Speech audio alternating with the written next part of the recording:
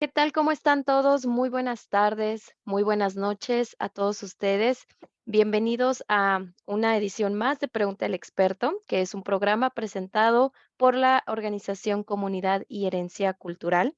Les saluda Diana Ramírez y muy contenta de poder estar aquí con todos ustedes, transmitiendo en vivo desde la ciudad de Eugene, en el estado de Oregon, y también transmitiendo en vivo a través de Zoom y de Facebook Live.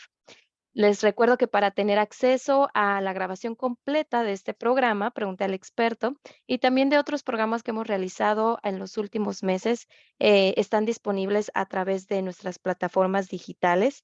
En Facebook nos encuentran como Noche Cultural Comunidad y Herencia Cultural, y también en el canal de YouTube Comunidad y Herencia Cultural.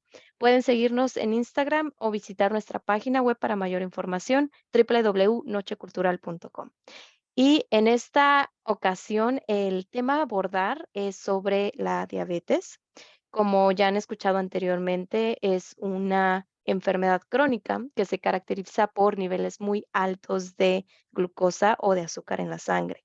Y es una enfermedad muy silenciosa porque, de acuerdo con la CDC, muestra que en el 2020, 26.9 millones de personas fueron diagnosticadas con diabetes, lo cual equivale a un 10.5% de la población de Estados Unidos. Y los latinos, los hispanos, tenemos una mayor probabilidad de padecer de diabetes tipo 2. Así que quédense con nosotros para conocer más sobre este tema de la diabetes y también compartir consejos muy prácticos para el cuidado y control de esta enfermedad. Y la finalidad de esta conferencia es exclusivamente educativa e informativa. No fue diseñada para reemplazar la asesoría médica profesional. Si usted tiene dudas al respecto, puede consultarlo con su médico. Y es un gusto presentarles a la panelista de esta tarde. Tenemos a la doctora Paola Portillo Sánchez. Nuevamente nos acompaña en esta conferencia. Ya hemos realizado varias conferencias con ella y nos encanta tenerla en este espacio. Ella es egresada de la Escuela de Medicina del Tecnológico de Monterrey y en el 2018 se especializó en el área de la endocrinología. Actualmente, la doctora Portillo trabaja para uno de los 10 mejores hospitales privados en México, que es llamado el Hospital Zambrano, en León, ubicado en el estado de Nuevo León. Doctora, muy buenas tardes. Espero se encuentre muy bien. Bienvenida. ¿Cómo se encuentra?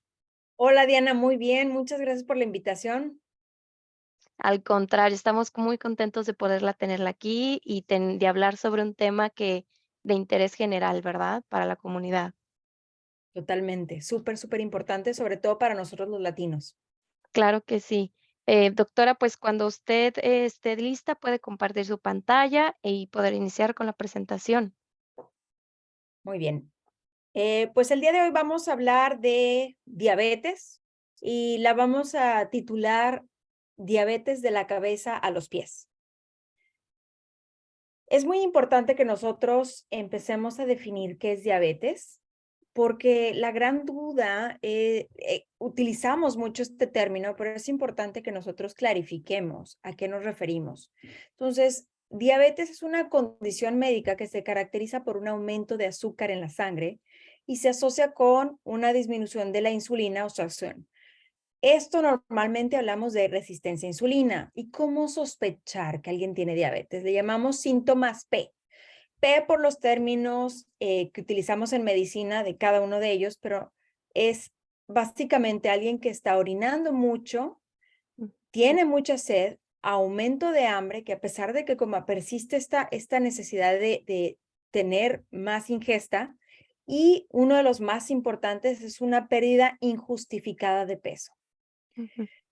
Es muy importante también hablar de los tipos de diabetes. Esta plática sobre todo va a estar enfocada en la diabetes tipo 2, pero saber un poquito de la diabetes tipo 1, hablamos de un ataque contra nuestras células que producen sobre todo la insulina, células o todo el proceso que implica la acción de la insulina en su existencia a nivel de inmunidad. El tipo 2 estamos hablando un poquito más de resistencia a la insulina, que ahorita lo vamos a explicar un poquito más. Es por mucho el más frecuente. Y esta sí también está definida por unas predisposiciones genéticas, está más asociada con la parte de obesidad, sedentarismo, la falta de movimiento y una alimentación inadecuada. Entonces, Doctora, las disculpe que la interrumpa, claro, ¿está compartiendo su pantalla? sí, ¿no se ve? No, No, perdón. no se preocupe. Yo estaba muy entusiasta, listo, ya, Ah, ahí está, perfecto, ahí la puedo listo, ver. Gracias. perdón. Entonces, aquí tenemos la clasificación de la Asociación Americana de Diabetes. Este es bien importante, este documento sale habitualmente en diciembre de cada año, se actualiza con las novedades o algunas cuestiones diferentes, pero básicamente es para que todos tengamos, tanto profesionales como pacientes, tengamos un idioma en común, que tengamos acceso a esta información. Entonces, la clasificación de diabetes, decimos la 1, que es la que hablamos de autoinmunidad, la 2, que es la que hablamos de resistencia a insulina, la 3, o sea, realmente no es que hay un 3, sino la diabetes del embarazo, esta es una entidad específica. Hay otros tipos de diabetes que son ya tipos muy hereditarios, son muy raros, no son nada comunes, y otros que son inducidos por algunas medicinas. Entonces, este concepto que se ha utilizado tanto de resistencia a insulina, ¿qué es? Entonces, prácticamente la insulina, nosotros la hemos oído mucho como el tratamiento o el medicamento, pero todos producimos insulina. Cada vez que nosotros comemos, necesitamos una cierta cantidad de insulina y las 24 horas del día vamos a estar produciendo una cantidad de insulina. La insulina, prácticamente en el esquema que vemos, lo que va a hacer es abrir una compuerta de la célula para que nosotros introduzcamos a la célula la glucosa o azúcar, que es el término que usamos para los dos. Es intercambiable, es prácticamente el término químico que se usa. La glucosa es muy importante porque va a ser el principal componente que nos va a dar energía. Tenemos 3 componentes de energía, que es la glucosa, la proteína y la grasita. Y el primero que se elimina o el primero que vamos a usar es la glucosa, entonces prácticamente insulina es abrir la compuerta y resistencia es cuando nuestro cuerpo no puede abrir esta compuerta, entonces hace más insulina para compensarlo y ver de alguna manera que se abra esta compuerta. Esto, cuando nosotros hablamos de resistencia a insulina, también hay otro término que se usa mucho, que es el síndrome metabólico. Y tiene como, digamos, como cuestión central la presencia de grasita a nivel visceral o a nivel central, en el cual, sobre todo esta grasita a nivel visceral o la parte de pancita o abdominal, tiene más función hormonal, tiene más cuestión inflamatoria. Entonces, cuando hablamos de síndrome metabólico, hablamos de resistencia a la insulina, elevación de presión arterial, los triglicéridos, que es uno de los marcadores de los lípidos elevados, el colesterol bueno o HDL, que se encuentra bajo, y niveles elevados de glucosa. Entonces, para resumir en un esquema un poquito de lo que hablamos, de lo que hace un páncreas, que es la imagen del lado izquierdo, es producir insulina y en las células va a abrir este receptor, va a entrar el azúcar y vamos a tener esta energía. ¿Qué llega a pasar en diabetes tipo 1? Es que no se produce insulina. Entonces, el problema es que la glucosa va a estar circulando, pero no se puede meter a la célula. Y el problema en diabetes tipo 2 realmente es con el receptor. Esto ahorita vamos a explicar por qué es muy importante el receptor y cómo podemos trabajar esto con diferentes cosas. Diabetes, no solamente hablamos de resistencia a insulina, también estamos hablando de presencia de obesidad, no en todos los casos, pero es muy común. Le llamamos estrés oxidativo, o decir, algo que genera una inflamación crónica, cambios en los lípidos, como mencionábamos, los triglicéridos, las diferentes partes de colesterol, y microbiota, que es este concepto de la regulación que tenemos de diferentes tipos de microorganismos en nuestro intestino y que tienen propiedades positivas o negativas de acuerdo a cómo nosotros lo alimentemos. Como perspectiva global, enfatizando un poquito lo que mencionabas, Diana, pues efectivamente la Organización Mundial de la Salud describe que aproximadamente hay 422 millones de personas con diabetes y que va en incremento. Y estos son quienes están diagnosticados. Hay muchas personas que no están diagnosticadas y creo que esto es parte de la plática que vamos a hacer hoy. Mucha prevención y mucha cuestión de acercarnos hacia nuestro personal de salud cuando veamos estos red flags, ¿verdad? A nivel general, pues es una de las principales causas de muerte, desgraciadamente, y causa principal de ceguera, problema renal y amputación. Y a esto nos vamos a enfocar la charla de hoy para exactamente prevenir estas complicaciones. Hay un estimado de la cantidad a nivel de Estados Unidos de lo que genera el gasto de salud, estimado en 2017 en 727 billones de dólares. ¿Cómo diagnosticamos diabetes? Esto es bien importante porque mencionábamos que puede haber los síntomas, estos de aumento en la sed, aumento en la cantidad de orina, que tengan pérdida de peso o que tengan mucha hambre que no se sacia a pesar de comer una buena cantidad.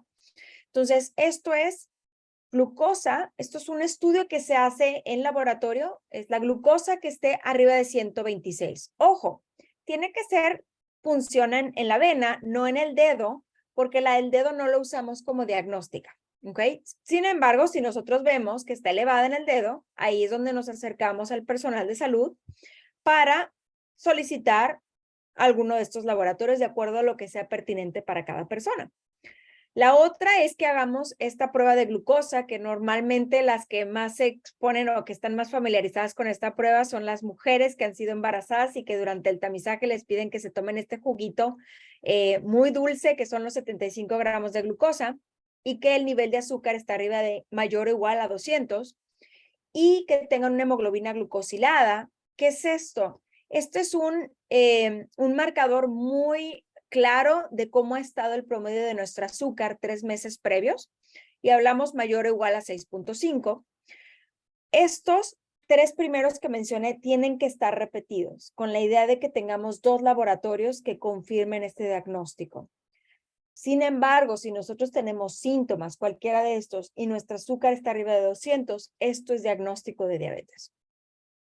Prediabetes ya están en otro rango, estamos hablando de 100 a 125 o de 140 a 199, y que la glucosilada está de 5.7 a 6.4. Esto, la idea es nada más decir, todos tenemos que tener el mismo rango a nivel mundial para hacer esta clasificación. Obviamente habrá países que tengan diferentes criterios, pero realmente la Asociación Americana y la Asociación Europea hicieron muy generalizados los criterios para que todos nos rijamos por el mismo criterio. Algo que mencionaba yo y que hago mucho hincapié en la parte genética, nosotros como latinos, los factores genéticos se van a, o sea, prácticamente la genética es esta parte que nosotros, es el código que nos va a decir cómo vamos a realizar ciertas funciones en el cuerpo, y tiene mucha interacción con el ambiente. Esto se va a modular el riesgo de la enfermedad, y a nivel de diabetes hay diferentes genes que están asociados con diabetes, lo cual nos habla de una predisposición a desarrollar diabetes. Esto siempre lo preguntamos, por ejemplo, si alguien de la familia tiene diabetes, desde abuelos, primos, tíos. Obviamente los familiares de primer grado, papá, mamá o hermanos, toman un poquito más de importancia, pero siempre escuchar toda la historia familiar es muy importante. Y este tema es clave. ¿La genética nos define? No. En diabetes es muy importante que nosotros tengamos y distingamos que diabetes, al menos la tipo 2, la genética no nos pone un poco más de riesgo, pero esto no significa que nos va a dar. Afortunadamente, diabetes tipo 2, estamos hablando que es una situación multifactorial.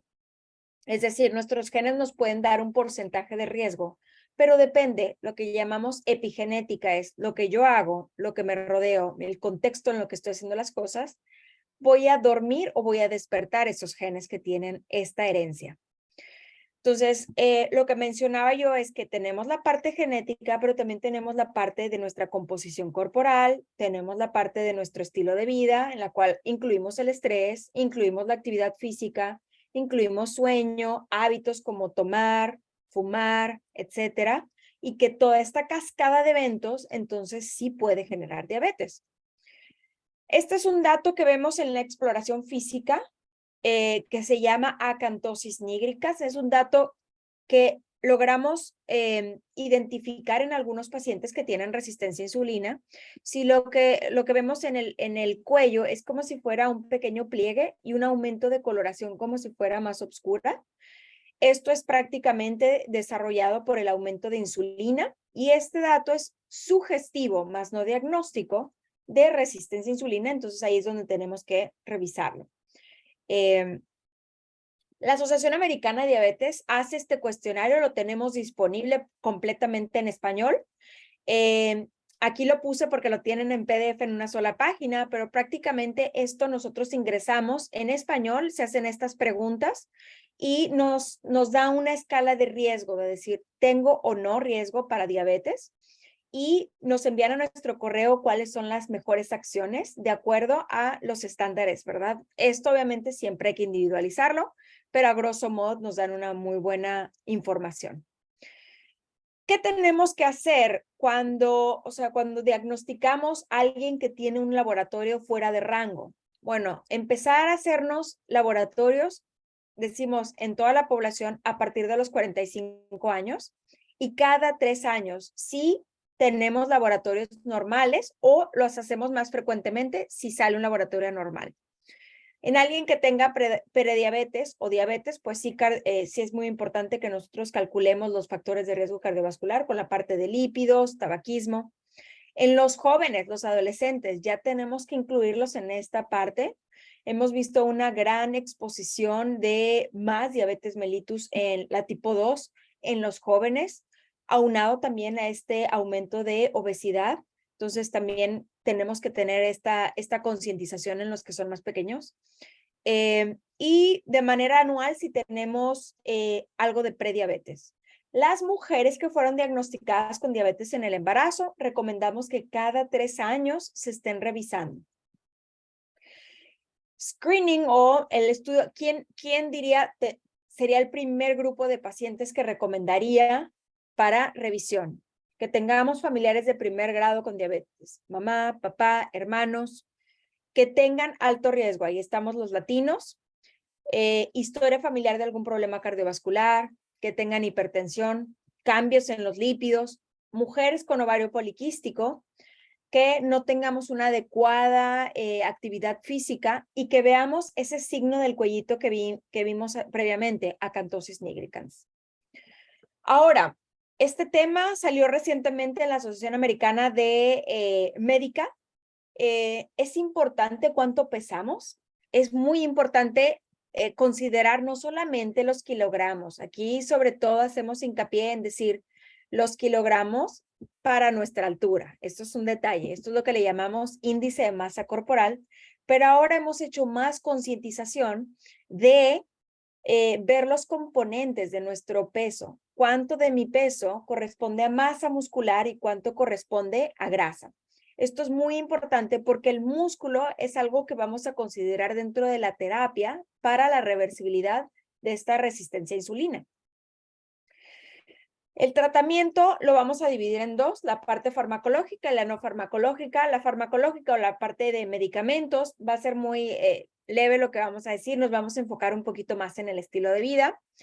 Dentro de los medicamentos que tenemos está la famosa metformina, otros medicamentos que se llaman sulfonilureas, inhibidores de DPP4 y este que es un grupo de diurético de azúcar que se llama SGLT2. Los inyectables, los GLP-1, dentro de los cuales pues, se hicieron muy populares en los últimos años. Estos inyectables que ayudan a controlar la glucosa y que también generan pérdida de peso en algunos pacientes, y la insulina. Es muy importante lo que mencionaba de no solamente cuidar nuestro peso, sino también la circunferencia del abdomen. Lo que mencionábamos de la grasa visceral es muy diferente del comportamiento que tiene la grasa visceral de la grasa en otras regiones del cuerpo.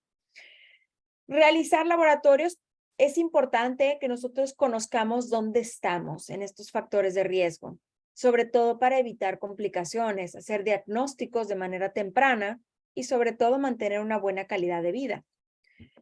La importancia del tratamiento. ¿Para qué tratamos la diabetes? Porque es importante tener cifras normales, cuidarnos, sobre todo para evitar complicaciones. Se ha descrito con estudios a nivel muy grande, a nivel poblacional enorme, y se ha corroborado que a mayor descontrol de glucosa, más prevalencia de complicaciones, que estas las dividimos en dos tipos: microvasculares, es decir, donde hay pequeños vasitos, que estos son prácticamente nuestro riñón, en los ojos, en la parte donde está la retina, que es una de las partes del ojo donde hay una muy buena vascularidad, pero son vasos muy delgaditos, y a nivel de nuestros nervios, que tienen también estos vasos pequeños. Estos vasos pequeños son muy sensibles a que cuando se aumenta la glucosa tengan un proceso inflamatorio, y también proteínas en nuestro organismo empiezan a agregarse glucosa y empiezan a generar algo de toxicidad. Por eso esos tres lugares son tan importantes y los revisamos anualmente o en cada visita de acuerdo a cada persona. Entonces, nosotros lo que normalmente revisamos para ver que haya un problema de riñón es que no haya proteínas en la orina. Hay otras causas de proteína en la orina, pero esto es lo que revisamos típicamente en diabetes. Y obviamente los niveles de nuestra función renal. La parte de retina, que son los problemas de visión, esto siempre recomendamos la valoración por oftalmología. ¿Y cuáles son los datos de afección en algún nervio asociado a diabetes? Bueno, lo que se llega a describir más típicamente son calambres nocturnos. Puede haber también sensación de hormigueo, sensación de ardor, como si quemara, o cuando sigue progresando, que se deje de sentir. Entonces, esto es algo bien importante. Sí, cuando se normalizan los niveles, tiende mucho, sobre todo la neuropatía, tiende a normalizarse y quitarse estos síntomas. Los macrovasculares, estamos hablando de los grandes vasos, arterias grandes que irrigan una importante porción de nuestro cuerpo. Hablamos de enfermedad cardiovascular, predisposición a infarto o el accidente cerebrovascular, que más bien lo conocemos como embolia. Entonces, ¿cómo prevenimos estas complicaciones? Acudir con el especialista en la visión, que es el oftalmólogo, el cual nos va a revisar esta parte de retina. La recomendación es que lo hagamos la visita en el momento del diagnóstico o al menos una vez cada 12 meses. La parte de riñón lo va a revisar cada médico de acuerdo igual a los factores de riesgo, pero tratamos de revisar lo que son las proteínas en la orina, una específicamente que se llama microalbuminuria. Es una albúmina muy pequeñita. Y aquí vemos en esta imagen del pie, vemos la revisión de la sensibilidad del pie. Usamos esta herramienta que se llama monofilamento. No es una aguja, es prácticamente como si fuera un plastiquito, y aplicamos presión en estos sitios. Hacemos diferentes revisiones neurológicas, prácticamente es para ver cómo está la sensibilidad. Desde cómo está vibración, cómo siente temperatura, cómo vemos ese pie. Es muy importante a todos los pacientes que tienen diabetes que los acostumbremos a que tengan mucho cuidado en su calzado, que evitemos sobre todo la parte de costuras, zapatos incómodos, cuando cortemos nuestras uñas, que tengan un buen corte, que no nos lastimemos la piel, y siempre tengamos el hábito de hidratarnos nuestros pies y observarlos. Esto es muy importante, más que nada, aunque no tengamos ningún síntoma, generar esta concientización de siempre proteger nuestros pies. Otras complicaciones comunes de las cuales vamos a hablar más tarde es apnea del sueño, que es este famoso ronquido y que hay pausas en la respiración en la noche. El hígado graso, que por muchos años se habló de grasita en el hígado, la cual aparentemente no genera nada, y ahora ya hacemos mucha campaña de concientización. También hemos visto más progresión en nuestra parte cognitiva, más asociación con deterioro o asociación con demencia, deterioro de la parte de aprendizaje y memoria. Algunos cánceres también están más asociados con estos factores de riesgo. Trastornos auditivos, en algunos casos, baja testosterona, sobre todo cuando está asociada a aumento en grasita visceral y enfermedad periodontal. El hígado graso no alcohólico, le llamamos a grosso modo el hígado graso. Esta es una de las principales problemas a nivel mundial de hígado. Está muy asociado, tiene dos factores de riesgo sobre todo. Uno de ellos es obesidad y el otro es resistencia a la insulina. Entonces, sobre todo cuando trabajamos cualquiera de estos dos, empieza a disminuir esta situación. El hígado graso, estamos hablando sobre todo de triglicérido, que lo vemos acumulado en el hígado, no colesterol. Es muy común, generalmente lo que decimos es que está subdiagnosticado, es muchísimo más común en el paciente que tiene obesidad, sobre todo central, pero también puede presentarse en pacientes que no tienen obesidad central. Esto nada más para mencionarlo, antes se decía es una situación benigna, como no duele, no molesta, no hay que hacer nada. Sí es muy importante, más que nada que esta grasita va a generar inflamación y eventualmente, si no hacemos nada, pues es una de las principales causas de cirrosis y trasplante hepático. Entonces aquí sobre todo es prevención, ya que afortunadamente en hígado graso hay reversibilidad y sobre todo quitando los factores de riesgo. Aquí voy a hacer hincapié en uno de los datos que me parece más significativo, sobre todo en esta medicina ya un poquito más avanzada en siglo XXI, que hablamos de los efectos que tenemos in útero. Del cuidado que tenemos que tener cuando nosotros consideramos un embarazo. Es muy importante tener nuestra glucosa dentro de control, porque se han visto que cuando el bebé se expone a niveles de glucosa muy elevados, pues aumenta este riesgo de ciertas patologías durante el resto de su vida. Esta gráfica la obtuve de los estándares de cuidado de la Asociación Americana de Diabetes. Es muy importante porque no para todos significa que es el mismo tratamiento, los mismos medicamentos, los mismos rangos.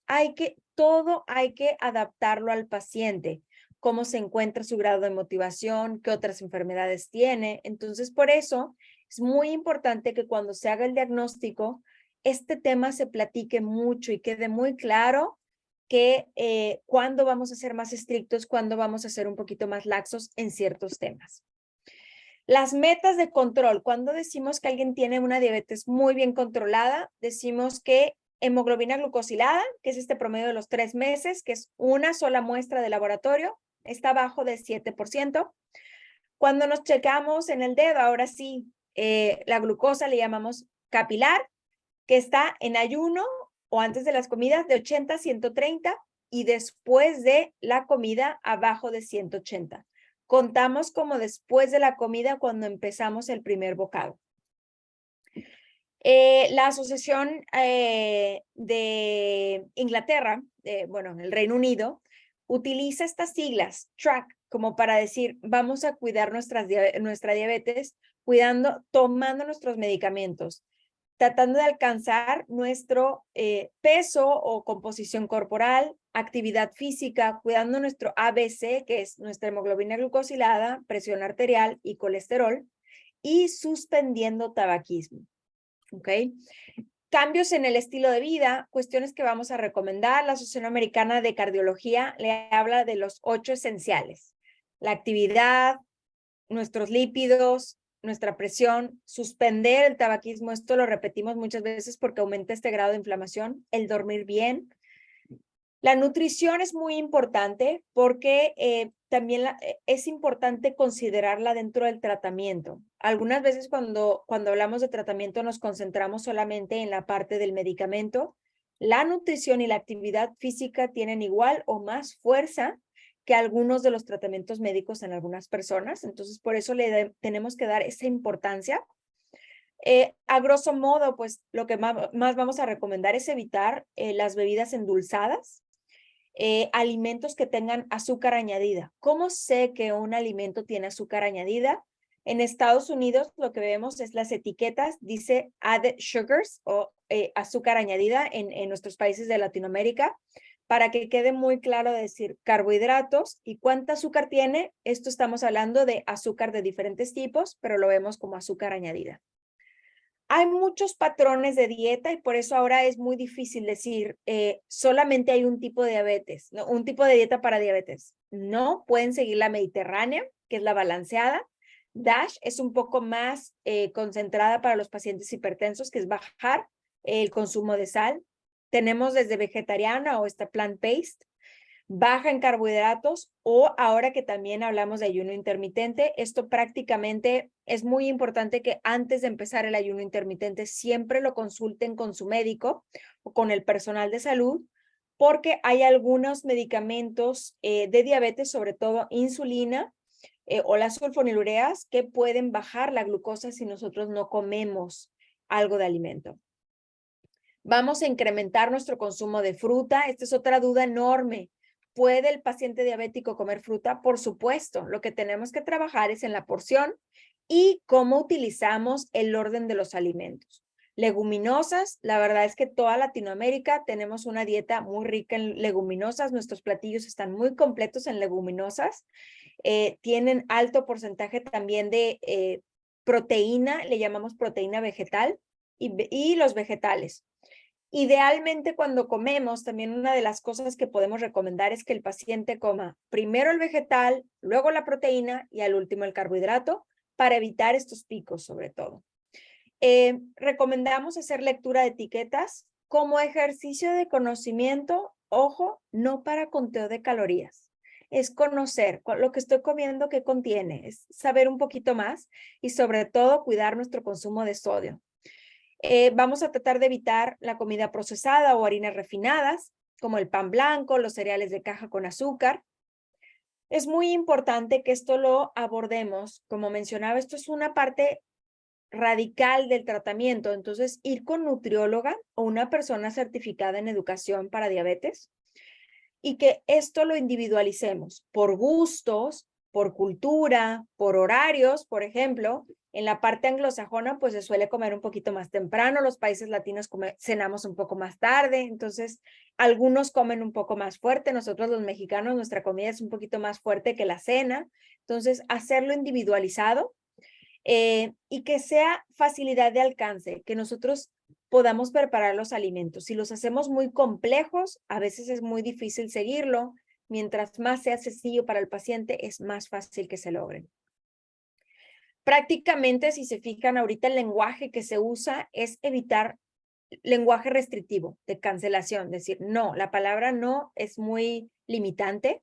Entonces, más que nada nos vamos a ir hacia la parte de disfrutar lo que comemos, limitar lo que no nos viene tan bien nutricionalmente y evitarlo, o sea, evitar, no sancionar.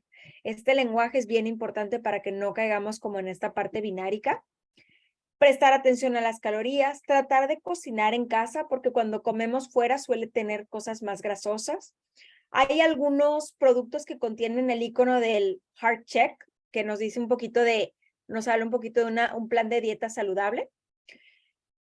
Prácticamente, ¿qué es el ayuno intermitente? Este ha salido mucho en las preguntas de cómo se hace un ayuno intermitente. Bueno, prácticamente es disminuir algún patrón de alimentación. Hay diferentes tipos de ayuno y la cuestión más importante es que hay que tener cuidado si estamos con algún medicamento. Entonces, siempre hablar con algún especialista antes de iniciarla. Esta gráfica se me hizo mucho más fácil de los diferentes patrones, en la cual la más popular que hablamos de ayuno intermitente es la de hasta abajo, en la cual se hace un proceso de un tiempo en el cual no se consume un alimento. Tenemos otros patrones en los cuales le llamamos el ayuno intermitente, pero de un día se come una cantidad muy restrictiva, otro día normal, etcétera, etcétera. Pero por facilidad, el de hasta abajo es el más común. Cuando alguien habla de ayuno intermitente, sobre todo se refiere a este. Siempre preguntar, ¿verdad? No lo hagamos algo obvio, siempre mientras esté más claro este dato, más importante. A cuestión de los beneficios, ¿qué beneficios ha dado el ayuno intermitente? No se vio modificación en glucosa de ayuno, pero sí en la hemoglobina glucosilada y en la cantidad de insulina. Entonces, sobre todo, este es un plan de alimentación que todavía le falta más desarrollo. Hay muy buena información científica, pero todavía falta un poquito más.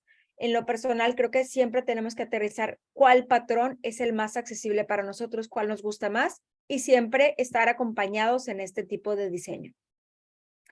La actividad física.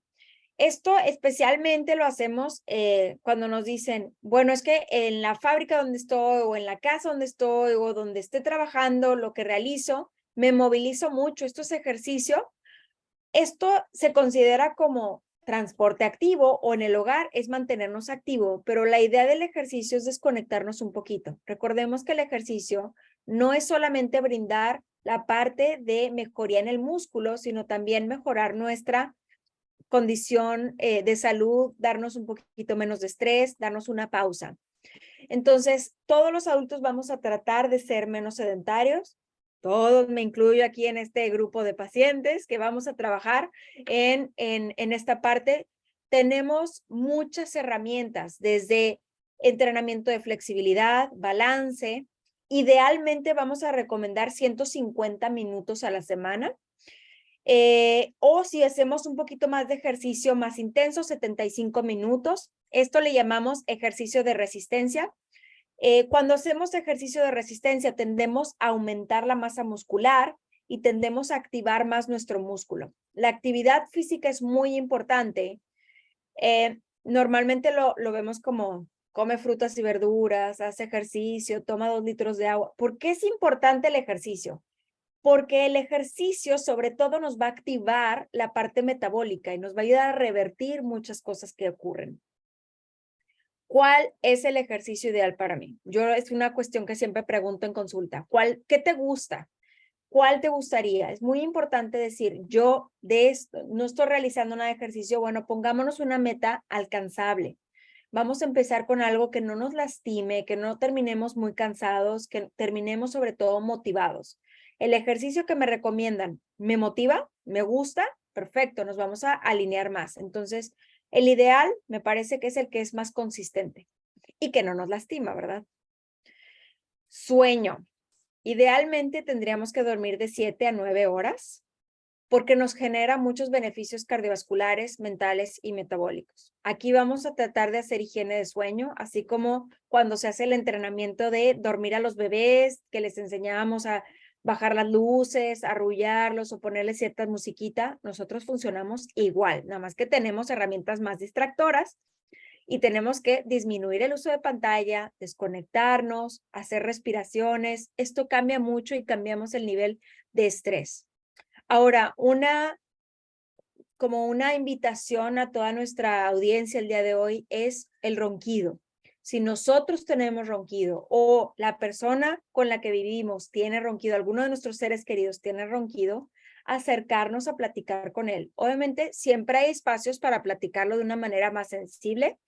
La idea es que cuando alguien duerme y ronca, siempre hay que valorar que no haya esta apnea del sueño. Es importante, sobre todo porque genera mucha fatiga y como vimos, el paciente no descansa y tiene algún efecto cardiovascular. Es muy importante porque a veces nos preocupa lastimar los sentimientos de la persona que le vamos a decir que ronca, pero realmente nos preocupamos por su salud. Yo creo que aquí usar esta parte del sentido común de cómo se lo decimos, encontrar un buen momento, pero sobre todo es por su salud. No quiere decir que todos tienen apnea del sueño, no, pero eso es importante, revisarlo.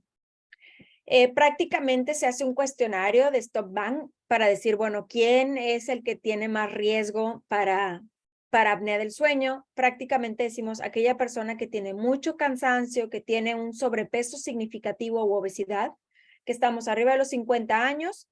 Se presenta un poco más en hombres, pero también se presentan en mujeres. La única cosa que yo diría ahí sobre todo es el ronquido. ¿Qué información en español me gustaría dejar a la audiencia? Existen mucha información. Desgraciadamente a veces cuesta mucho trabajo distinguir cuál es una buena información, cuál es no tan científica, cuáles recomendaciones seguir. Prácticamente el agregarnos o seguir a los colegios más importantes. Casi todos ellos tienen su página en español. De hecho, aquí les dejamos algunas de ellas. La Asociación Americana de Cardiología, donde hablan esto de los 8 hábitos importantes. La Asociación Americana de Diabetes, donde habla de dónde acercarnos, recetas, mucha información al respecto. Y los Centros de Control y Prevención de Enfermedades, la famosa CDC. Todas estas tres tienen información en español. Y bueno, para concluir, pues la diabetes es una enfermedad que tiene una tendencia que va en incremento. Y nuestro enfoque es la prevención. Trabajar en hábitos, la nutrición, el ejercicio, el sueño es indispensable para que tenga mucha mejor control y mucha mayor reversibilidad. Realizarse laboratorios en las poblaciones de mayor riesgo y en el tratamiento siempre incluir al paciente. El paciente siempre debe decir su opinión cuando se le prescribe algo, cuando se toma una decisión. El paciente siempre tiene que estar dentro de esta toma de decisiones. Y nada más ponerles este semáforo. Siempre me gusta como hacer esta analogía del semáforo, donde hablamos rojo, amarillo y verde, de decir dónde estamos. Prácticamente la idea no es pensar en las complicaciones como hacia rojo, hacia complicaciones, sino tratar de irnos siempre hacia el verde en todo. Pues bueno, no me queda más que agradecerles y adelante, estamos listos para preguntas. Muchísimas gracias, doctora. Le agradezco bastante por la excelente presentación, muy, muy importante, interesante información que nos presentó.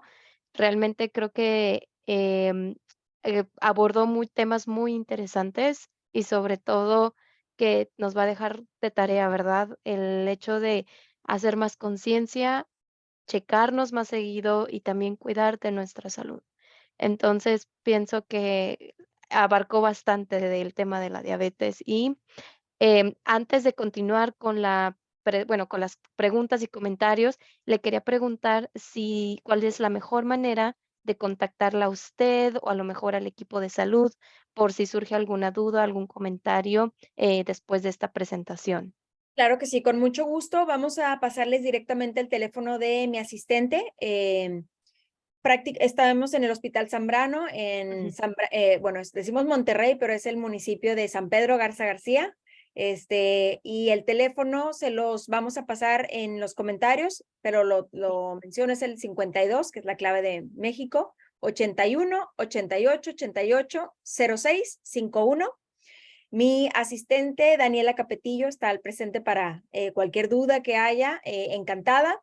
También acabo de iniciar mi página de Instagram. Esta tiene, como bien mencionabas, finalidad meramente Mm, educativa, no es evitar toda la parte médica, sino es nada más como asistencial y dar un poquito de difusión. Pero encantados directamente, me ujú. parece que la mejor manera de alcanzarnos sería directamente con mi asistente, que es quien maneja toda la logística.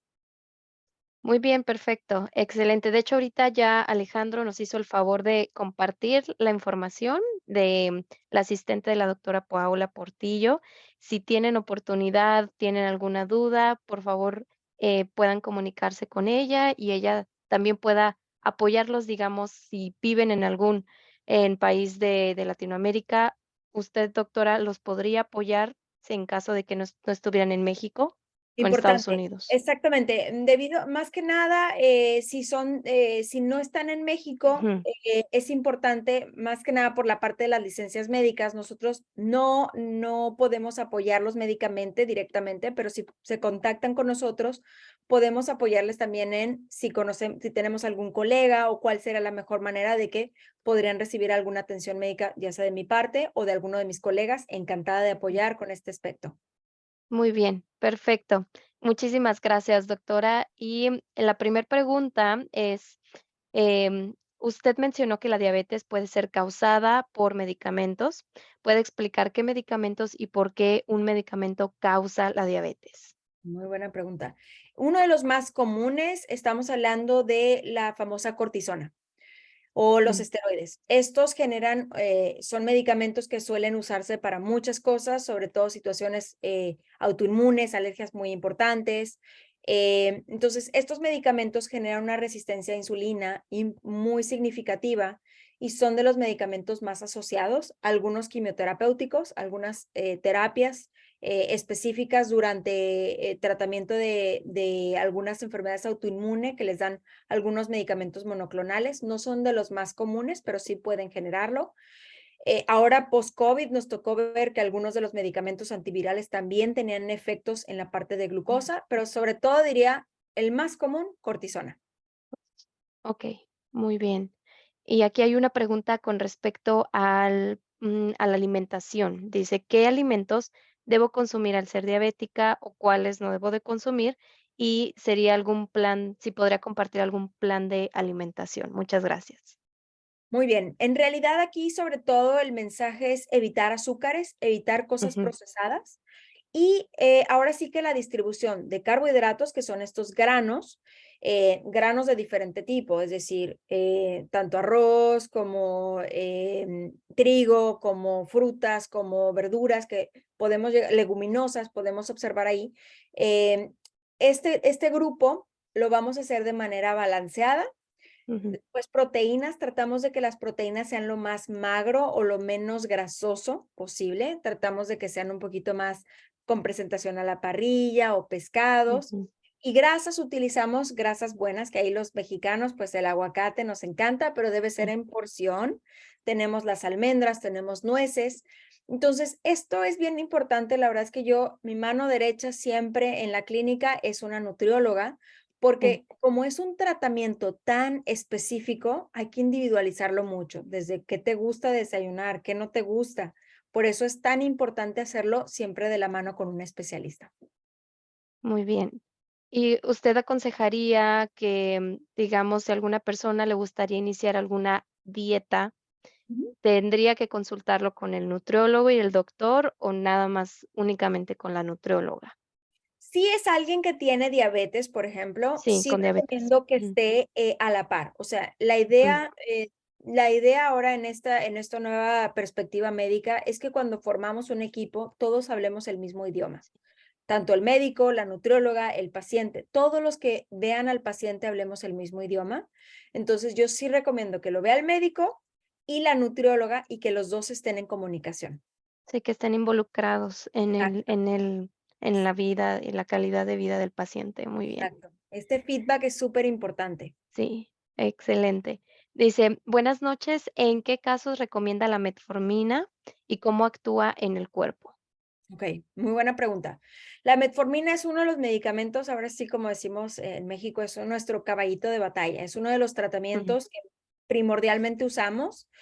De los efectos que genera sobre todo es disminuir el aporte nocturno de glucosa por parte del hígado. Si se fijan, nosotros pasamos en la noche bastante tiempo en ayuno y no se nos baja el azúcar. ¿Por qué? ujú, Porque nuestro hígado está liberando glucosa. Sin embargo, uno de los datos de resistencia a insulina es cuando no se sensa correctamente cuánto estamos administrando. Entonces, uno de los mecanismos donde actúa es sobre todo en esta parte de hígado y también reduce lo que es la parte de resistencia a insulina. Entonces, está recomendada en la gran mayoría de los pacientes, pero ujú, obviamente todos los medicamentos tienen efectos secundarios. En esta parte, uno de los más comunes de metformina es sí. molestia gastrointestinal. Entonces, sobre todo es bien importante que cuando se los prescriban, veamos muy bien y tengamos mucha conciencia de que no les genere malestar gastrointestinal. Ujú. En dado caso que se pueda generar ese síntoma, ¿se podría hacer algún cambio en el medicamento o hablarlo con el doctor? Claro, siempre, Ujú, siempre, siempre hablarlo con sí, el doctor, siempre decirle: "No me cayó el medicamento o me está pasando ujú, esto". De lo más común, por ejemplo, puede, hablarse de, empezar una dosis baja y una ujú, vez que se tolera bien, ya aumentamos la dosis. Esta es una. La otra es que llegamos a usar, presentaciones de liberación prolongada, la cual se okey, absorbe y se va liberando lentamente, pero siempre incluyan a su médico o nurse practitioner o ahora physician assistant, que tenemos también estos ujú, centros de apoyo en Estados Unidos. Y en México y en Latinoamérica es prácticamente el médico o ujú. las enfermeras en las cuales siempre démosle feedback de cómo nos sentimos. Sí, comunicar si existe alguna molestia, ¿verdad? Y no simplemente dejarlo pasar o decir, bueno, se me va a ir el dolor, ¿no? O suspenderlo, ¿verdad? De decir, Sí, no me cayó, lo suspendo, pero ajá, siempre comunicarse. claro. Aquí hay una pregunta con respecto a los dientes, ¿no? Pienso que la pregunta es si existe alguna complicación en los dientes debido a la diabetes, si se ha visto eso. ¿Lo ha visto Sí, usted en sí está pacientes? descrito sobre Ah, todo mayor infección periodontal, o sea, mayor ajá, predisposición a caries. Obviamente, aquí es una cuestión mixta, porque también es ver si hubo antes, previamente, un mayor consumo, pero sobre todo si se habla de mayor predisposición de enfermedad periodontal, sí está descrito. okey. Sí, entonces, de hecho, siempre también incluimos a un dentista como para limpieza, o sea, la limpieza dental y que nos revisen cómo están nuestras encías. Ujú, okey. Muy bien. Dice, buenas noches, Marco. Si el medicamento, el que me provocó la diabetes, fue Alin inyectado, ¿significa que igual es hereditaria la diabetes? Muy buena pregunta, Marco. Aquí volvemos al esquema multifactorial. Entonces, en este lo que vamos viendo es que en el multifactorial decimos, tenemos predisposición por la parte genética, ver la parte de nuestro estilo de vida, ver nuestra alimentación, o sea, alimentación, nuestra composición corporal. Y digamos que aquí la sustancia es la dexametasona, es uno de los esteroides más potentes que tenemos. Entonces sí puede elevar la glucosa y obviamente, por ejemplo, si se da por tiempo más prolongado, estamos hablando de esta parte de decir, tenemos esta duda si es también inducida por fármacos y ver qué tanto teníamos la predisposición, todos los otros factores, digamos como el 100% para hacer el diagnóstico de cuántos de estos dependió la dexametasona. Ujú. Y también aquí hay otra pregunta igual referente con el embarazo diabético o la diabetes gestacional, que si existe, que si quedan propensos la madre y el hijo en el futuro de padecer diabetes, aunque se haya llevado control en nutriólogo. ¿Existe alguna probabilidad para Muy buena ambos? pregunta. Aquí Mm, precisamente la Asociación Americana lo que hace es a la mujer que desarrolla diabetes gestacional, observación cada 3 años, o sea, realizar sí. laboratorios cada 3 años porque sí se aumenta el riesgo, varía mucho la expresión entre cada mujer y sabemos que tiene mucho componente hormonal, pero sí se aumenta el riesgo. Respecto al Ujú, hijo, sobre todo, lo vimos en esta slide de los cambios transgeneracionales. Sobre todo va a depender también mucho del control que tengan en este embarazo. O sea, no es ujú, directamente porque mamá tuvo diabetes en el embarazo, a mí me va a dar. Volvemos a este esquema de porcentajes, que ujú, afortunadamente una causa no nos condena. Esto es multifactorial y decir, bueno, si aumenta un poco más el riesgo, pero yo con mis hábitos puedo disminuir con mucha ujú, mayor expresión esta parte genética. ujú. Doctora, digamos, si existe el caso de que la mamá ya tiene diabetes y es embarazada, ¿existe todavía un mayor riesgo para el bebé que pueda padecerlo? Exactamente. Esto, por ejemplo, la diferencia entre una gestacional, diabetes Mm, gestacional y diabetes diabetes y embarazo es que ujú, la gestacional la diagnosticamos aproximadamente en la semana 24-28. Cuando hay diabetes, y esto es algo que es muy importante cuando estemos considerando embarazarnos, siempre saber dónde está nuestro nivel de glucosa. O sea, la idea es embarazarnos siempre que tengamos un nivel más controlado. Sí, a veces por diferentes circunstancias no se puede lograr pegarnos mucho con tanto el endocrinólogo o el médico obstetra, dependiendo del sistema de salud, es quien lo está viendo. Generalmente lo suelen ver los dos, ujú, pero durante los primeros meses tenemos una gran oportunidad para tener un mucho mejor control. Es muy importante, sí, los sí, niveles de glucosa, mientras más altos estén, más riesgo puede tener bebito, ¿verdad? De tener algunas situaciones médicas. ujú. Más riesgo hay sobre todo de que el bebé crezca de más de 4,5 kilos, que le llamamos es un bebé grande. Entonces sí, aumenta un poquito el riesgo, pero depende mucho también del nivel de glucosa. Sí, porque sí se han visto muchos casos en los que ya tienen los bebés recién nacidos, nacen ya con diabetes, ¿no? Entonces sí. Estos Ese es un buen punto. Por ejemplo, Ujú, si mamá tiene diabetes, el sí, bebé en ese momento no va a nacer con diabetes. O sea, el bebé okey. no nace con diabetes, ahí lo que aumenta el riesgo es que como el bebé se acostumbró a tener niveles muy altos o hay mucha insulina Glucosa. en el ambiente Ujú, materno, va a haber una baja de azúcar. ujú, Sin embargo, el bebé no nace con diabetes. Ya ujú, cuando hablamos de diabetes en el nacimiento, es bien, bien, bien raro, no es nada común, es la diabetes neonatal y esto ya es prácticamente como cuestiones enzimáticas. De esta diabetes, por okey. ejemplo, que estamos hablando un poquito más, ya la estamos viendo antes como en el adulto, ya la empezamos a ver en el adolescente, inclusive a niños. Ujú, Entonces, si esta diabetes realmente no es hereditaria tan automático, ujú, necesita uno exponerse a factores de riesgo. okey, muy bien. Muchas gracias por aclarar eso. Gracias. Otra pregunta dice, soy diabético controlado desde hace 20, 22 años, muy disciplinado con medicamentos, sin embargo, siento cansancio y problemas dentadura, pérdida de piezas. ¿Qué es lo que usted me puede recomendar?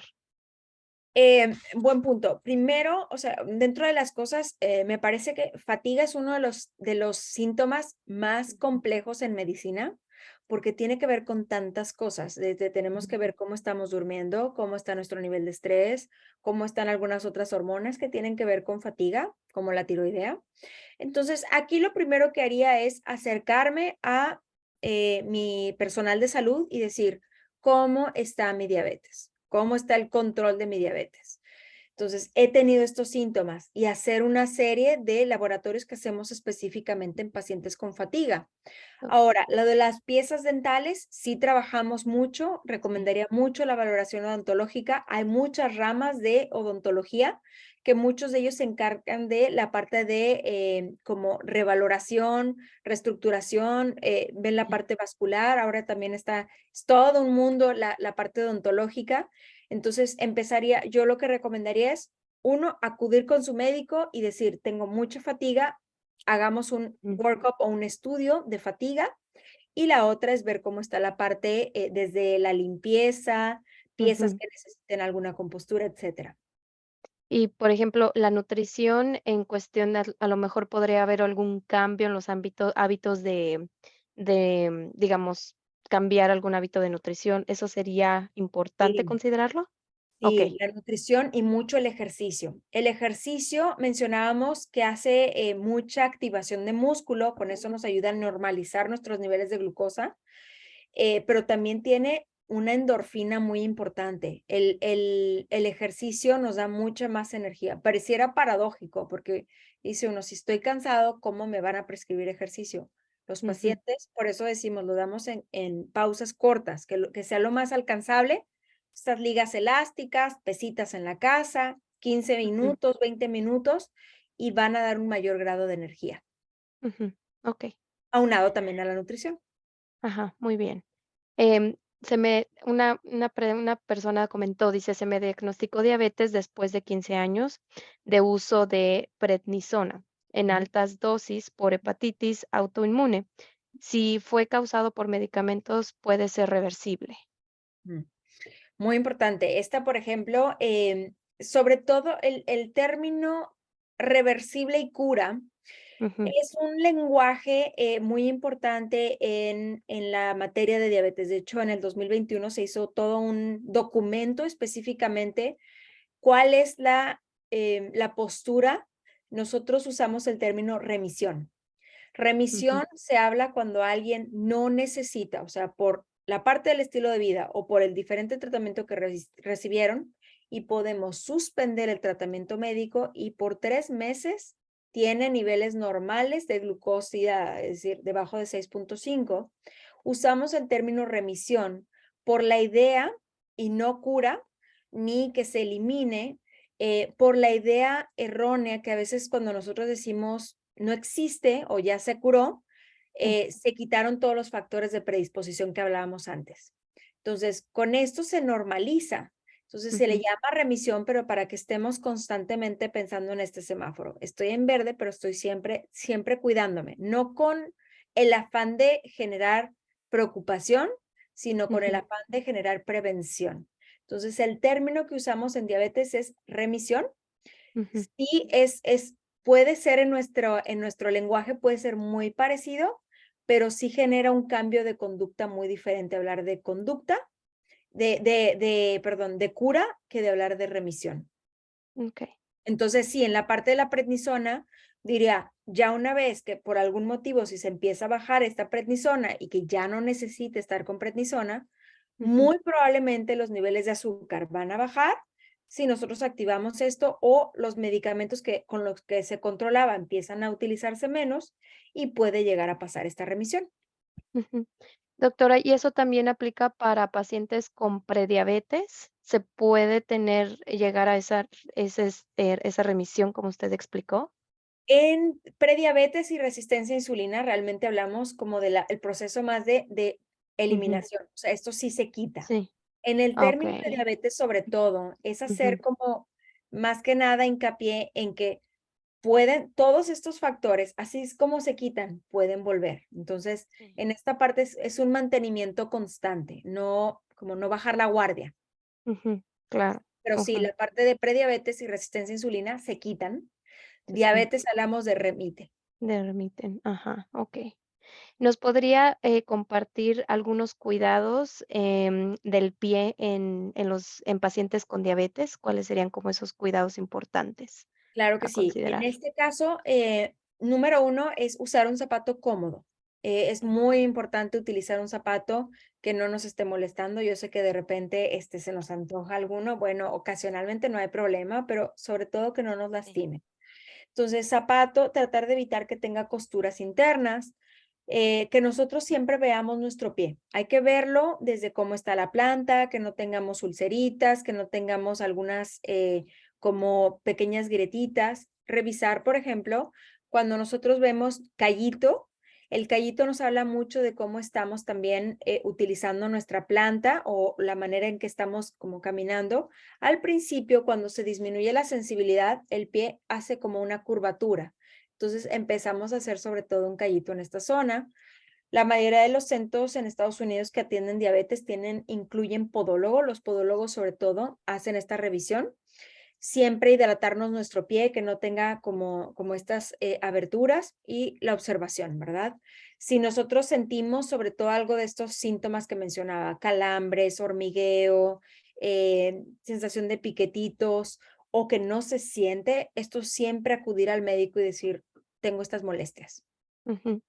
Y digamos que, en su opinión, doctora, ¿cuál sería usted el órgano que considera más sensible a sufrir estos deterioros cuando en diabetes? ¿Cuál Qué, bu- sería? qué buena pregunta, Diana. En sí, o sea, esto Ujú. nosotros en México usamos un cuestionario que se llama Ensanud, en Estados Unidos se llama NHANES, que nos habla de la parte poblacional, en la cual el síntoma que suele ser más común es la neuropatía, porque tiene una manifestación muy clara. Estos calambres son tremendos, entonces Sí. luego como que es muy claro su presencia, entonces en prevalencia decimos que esta es muy importante.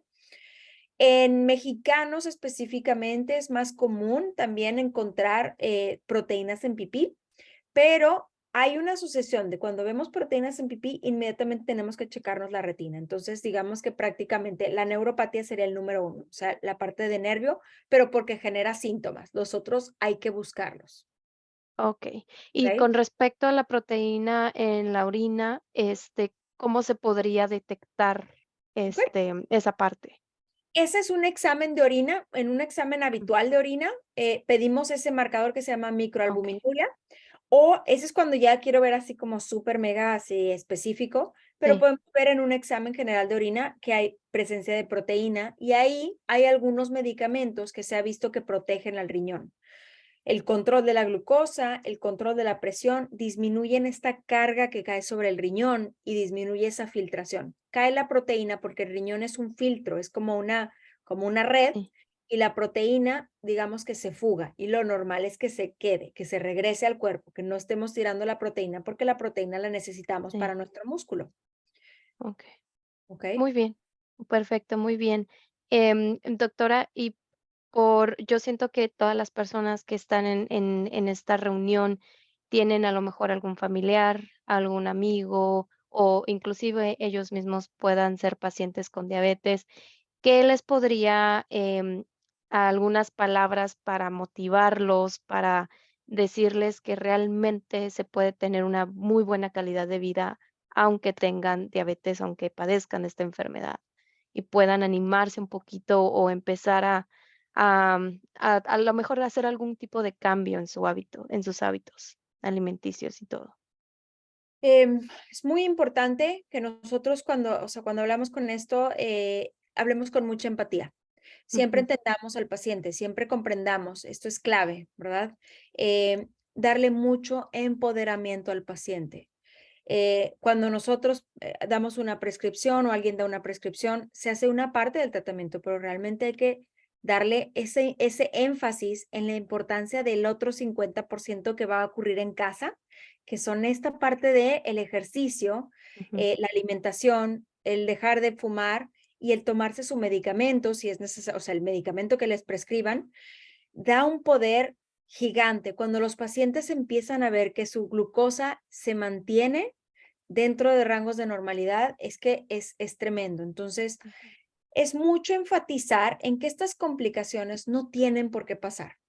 No tienen por qué pasar, no ocurren de la noche a la mañana, ese es otro detalle muy importante, ocurren de manera crónica. Si ujú, exponemos nuestro cuerpo crónicamente a mucho nivel de glucosa, la clave aquí es que nosotros vamos a pensar siempre en ese semáforo, que nosotros siempre queremos estar en verde. ujú, Entonces, me detectaron diabetes, empatizar, entender la situación, sé que, o sea, esto al principio es un shock y esto tenemos que abordarlo al paciente, ver emocionalmente qué impacto tiene. Y segundo, darle herramientas de motivación, darle herramientas de decir, bueno, vamos a trabajar con la alimentación, el ejercicio, el que te gusta, esto, vamos a controlarlo. Y la idea es siempre mantener estas cifras, o sea, que siempre tratemos de mantener nuestras cifras dentro de normalidad.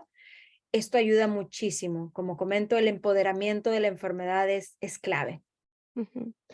Aquí Xiaomi nos compartió que en la Asociación de Diabéticos del estado Carabobo, en Venezuela, Ujú. nos enseñan diabético controlado se muere de viejo, no por diabetes, es lo que comentó. Correcto, es Ujú, correcto.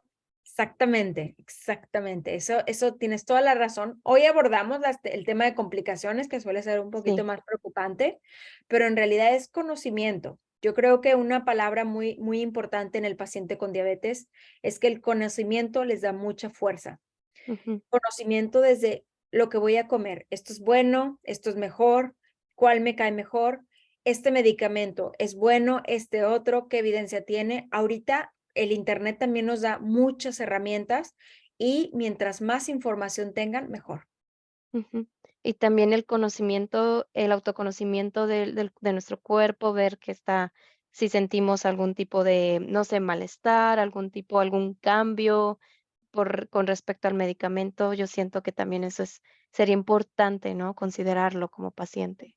Claro, Ujú, siempre, siempre comentarlo. Este feedback sí, es tan importante, es muy valioso. La voz de cada paciente es muy importante. No minimicen su voz al momento de platicar con el médico. Es muy importante todos los síntomas, todo lo que ustedes sientan. Normalmente yo lo que recomiendo, todos traemos celular.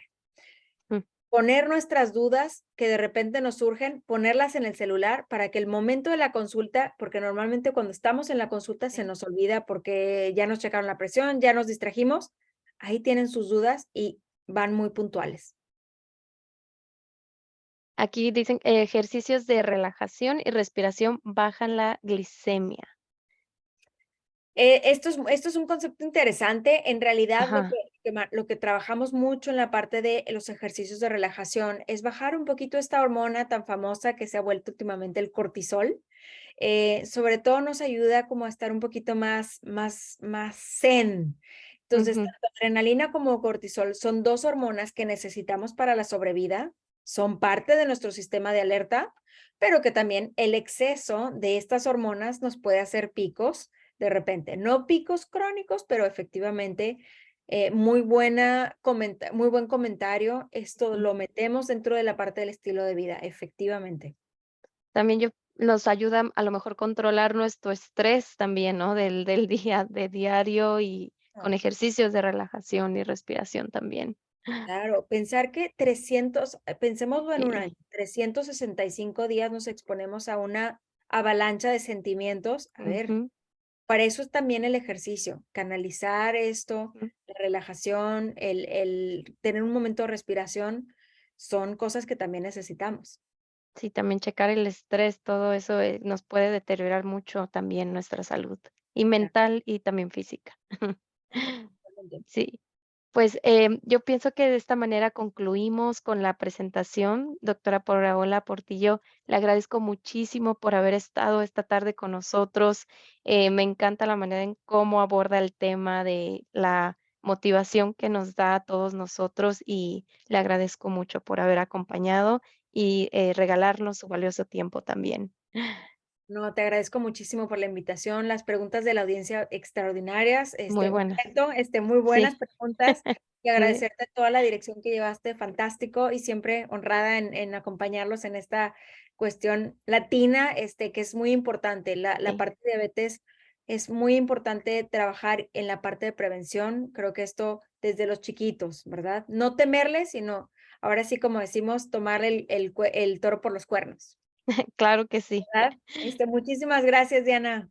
Igualmente, y antes de concluir con la presentación, les voy a compartir de nuevo la información o el contacto de la doctora Paola Portillo para aquellos que ingresaron a la reunión después del tiempo.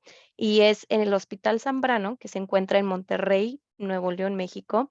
El asistente de la doctora Paola se llama Daniela Capetillo y la pueden contactar al 521 88 88 0651 o también pueden seguir a la doctora en Instagram que es doctora DRA Paola Portillo.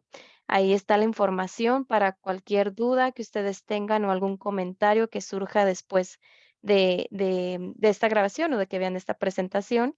Y también nosotros quedamos atentos a cualquier duda o comentario que ustedes tengan. Muy bien, excelente. Aquí, también comentan que qué importante tema, se aprende mucho, muchas felicidades a todos. Gracias. Y bueno, pues vamos a concluir de esta manera. Les agradezco de antemano a todos los que asistieron a esta presentación, se sintonizaron de diferentes partes de Estados Unidos y también en países de Latinoamérica. Y les comento que nuestras redes sociales nos pueden encontrar en Facebook como @Noche Cultural, Comunidad de Herencia Cultural.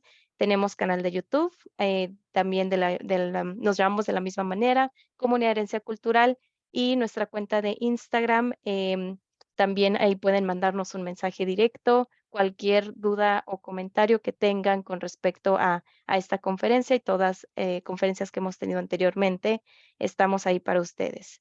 Nos pueden también mandar un correo electrónico al info@nochecultural.com y bueno, pues ojalá y hayan aprendido mucho en esta presentación y los esperamos en la siguiente, con mucho gusto.